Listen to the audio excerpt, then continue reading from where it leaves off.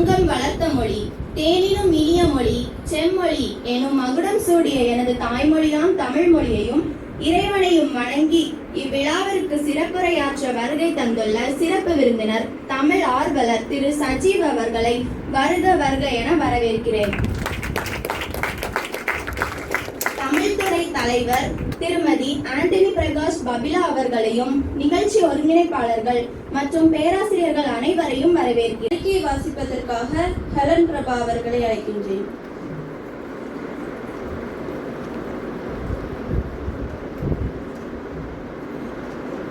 Holi cross கல்லூரி தமிழ்துறை மற்றும் பாரதியார் சங்கம் நாகர்கோவில் இணைந்து நடத்திய பாரதியார் நினைவு தினம் 17/9/2025 அன்று காலை தமிழ் தினம் இனியது தமிழ் என்னும் தலைப்பில் சிறப்புரையாற்ற வருகை புரிந்துள்ள தமிழ் ஆர்வலர் திரு சஜீவ் அவர்கள்.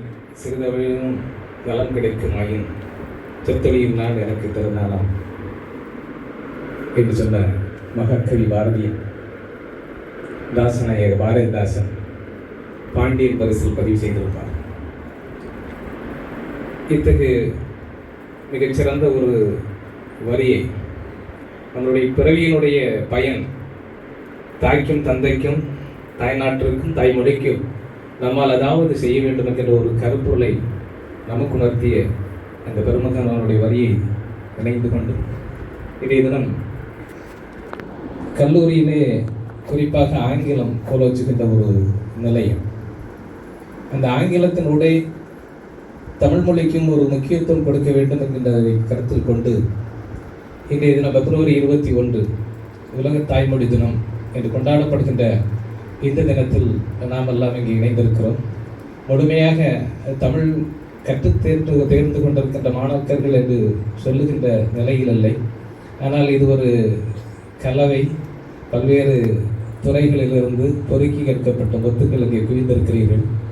உங்கள் முன்னால் இந்த ஒரு வாய்ப்பு எனக்கு கிடைத்திருக்கிறது. மிக அரிதான ஒரு வாய்ப்பு. இந்த களத்தில் நான் பல முறை உரையாற்றி இருக்கிறேன் இந்த அரங்கில். ஆயினும் ஆங்கிலம் கலந்தே இங்கே நினைத்திருக்கும். ஆனால் இன்றைய தினம் தமிழ் சார்ந்த ஒரு உரையை உங்களுக்கு தருவதற்கு எனக்கு ஒரு அரிதொரு வாய்ப்பை தல்கிய மிகச்சிறந்த நாளெல்லாம் கொண்டாடுகின்ற ஒரு பேராசிரியர் பெருந்தகை உங்களுடைய தமிழ் துறையினுடைய தலைவர் திருமதி பபிலா மேடம் அவர்களை வணங்குகின்றேன். இந்த தருணத்தில் புதிதாக அவர்களை எல்லாம் பழகியிருக்கிறேன். உங்களுடைய தமிழ் துறை சார்ந்த பேராசிரியர் பெருந்தகை அவர்கள் மட்டுமல்ல, இந்த தேசம் எதிர்நோக்கி கொண்டாடுவாங்க. ஆனால் மகளிர் என்கின்ற ஒரு நுழைவு வருகின்ற போது சற்று ஏளனமாக பார்க்கக்கூடிய சமூகம் ஒரு காலத்தில் இருந்தது. இன்று அப்படி இல்லை.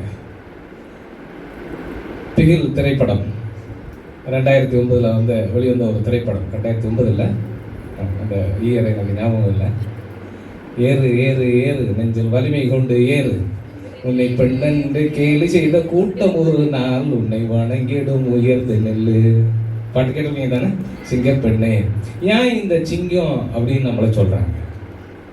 ஒரு முக்கியமான எல்லா விலங்கினங்களுக்கும் இல்லாத ஒரு அரிய பெரிய ஒரு குணம் சிங்கத்துக்கு. இடையில ஒரு கிளிப்பிங் பார்த்தேன். கிணத்துக்குள்ள இருக்கிறது, அதை பின்தொடர்ந்து வந்த சிங்கமும் அந்த கிணத்துக்குள்ளே விழுந்து விட்டது. அதில் என்ன நீங்கள் புரிதல் என்ன அப்படின்னா, சிங்கம் ஒரு லட்சியத்தை ஒன்று வைத்துக் கொண்டால் அந்த லட்சியத்திலிருந்து ஒரு கடுகளவும் மாறாது. சிங்கத்தினுடைய லட்சியம் என்ன? அந்த எருமையை, காட்டெருமையை உணவாக்கி கொள்வதுதான் அதனுடைய லட்சியம். ஆக அந்த லட்சியத்தை ஈடேற்றுகின்ற ஒரு செயல் அந்த சிங்கத்திடம் இருப்பதால் தான் அந்த சிங்கம் என்று நாம் பெருமையாக கொண்டாடி கொண்டிருக்கிறோம். இலக்கற்ற மனிதனும் சிறகற்ற பறவையும் ஒன்றுதான். இலக்கின்றி மனிதனால் சிறக்க முடியாது, சிறகின்றி பறவையால் பறக்க முடியாது. அப்போ லட்சியம் என்கின்ற ஒன்றை நம் மனதில் வாழ்வினுடைய ஒரு சாரமாக கொண்டு நம்முடைய வாழ்க்கையை பயணிக்க வேண்டும் என்கிற ஒரு அருவரும் கருத்தை நீங்கள் மனதில் கொள்ள வேண்டும். February 21 உலக தாய்மொழி தினம். தாய்மொழி அப்படி என்று சொன்ன உடனே எப்படி அந்த மொழி வந்துவிடும் என்று கேட்டால், அம்மா பேசுவதனால் அந்த மொழி எந்த மொழியில் உலகில் இன்றைக்கு 7159. நான் ஒரு ஸ்டாட்டிஸ்டிக்ஸ் ஒரு வரையறை ஒன்று சொல்கிறேன் என்று சொன்னால் கரெக்டாக இருக்கும். ஸ்டாட்டிஸ்டிக்கல் ரிப்போர்ட் சொல்லும்போது அதை பிழையாக சொன்னால் நம்மளுடைய கற்றறிந்த கல்விக்கு அது ஒரு பிரயோஜனம் இல்லாமல் போய்விடும். ஆகவே இன்றைக்கு உலகளாவிய லிவிங் லாங்குவேஜஸ் அப்படின்னு சொல்லுவோம். எவ்வளோ இருக்குது அப்படின்னா 7159. இது எப்படி இந்த எண்ணிக்கையை நான் உங்களுக்கு சொல்கிறேன்னு சொன்னால், இன்றைக்கு உலகம் முழுவதும் ஒரு மொழி எத்தனை மொழிகள் இருக்கிறது என்பதை நாம் மட்டும் கணக்கில் எடுத்துக்கொள்ள முடியாது. அதற்காக ஒரு தன்னார்வ தொண்டு நிறுவனம் இணைந்து செய்யப்படுகின்ற ஒரு ஆய்வு மேற்கொள்ளப்பட்ட ஒரு இதழ் வெளிவருகிறது. எத்தனை லாக் அப்படின்னு அந்த இலதனுடைய பேர் ETHNOLOGUE எத்தனலாக் அப்படின்னு ஒரு இதழ் பத்திரிகை திணையத்தை என்ன தெரியும். அந்த எத்தனலாக் இதழ் ஒவ்வொரு ஆண்டும் பிப்ரவரி 21 அன்றைக்கு தான் அந்த இதழ் வெளியே வரும். இன்றைக்கு நான் இது வரைக்கும் பார்க்குறேன். ஆனால் நான் ஆண்டுதோறும் அந்த இதழை பார்ப்பேன். ஏனென்று சொன்னால், இந்த உலகில் எத்தனை லிவிங் லாங்குவேஜஸ் இருக்கு, வாழும் மொழிகள். அப்படி என்று சொன்னால் ஒரு நபர் ஒரு மொழி பேசுகின்ற நிலையில் இருந்தால் கூட அந்த மொழிக்கு அந்த கணக்கில் எடுத்துக்கொள்ளும்.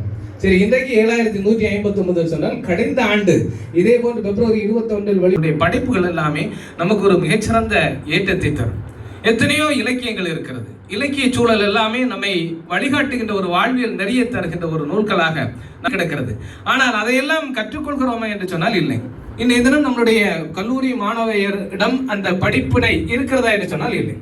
ஆங்கிலத்தில் எந்த அளவு நம்மை செழுமைப்படுத்திக் கொள்ள முடியுமோ அந்த அளவுக்கு செழுமைப்படுத்திக் கொண்டால் மட்டும்தான் நம்மளுடைய வாழ்வில் ஒரு வெளிச்சம் கிடைக்கும் என்கின்ற ஒரு தன்மை நம்முடைய இருந்து கொண்டிருக்கிறது. ஆனால் அதையெல்லாம் தாண்டி அந்த மொழிக்கு ஒரு பற்றுதலை, ஒரு பாசத்தை நாம் கொடுக்க வேண்டும்.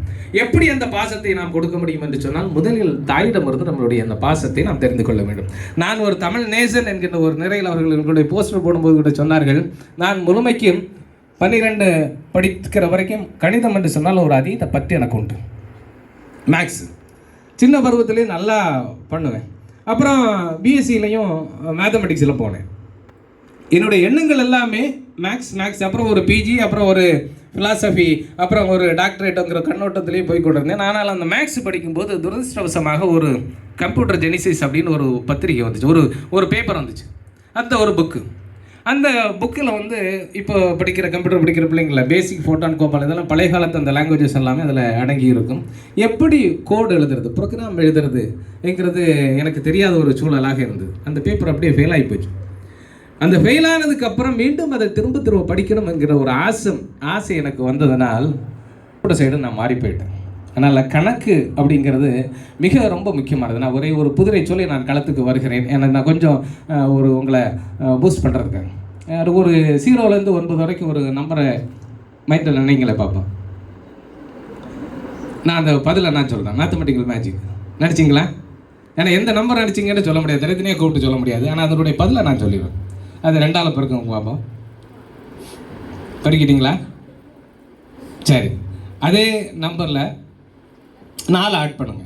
4 ஒரு நம்பர் நினச்சிங்க, 2ஆல் பெருக்கினீங்க, 4 ஆட் பண்ணீங்க, கிடைச்ச நம்பரை 2ஆல் டிவைட் பண்ணுங்க.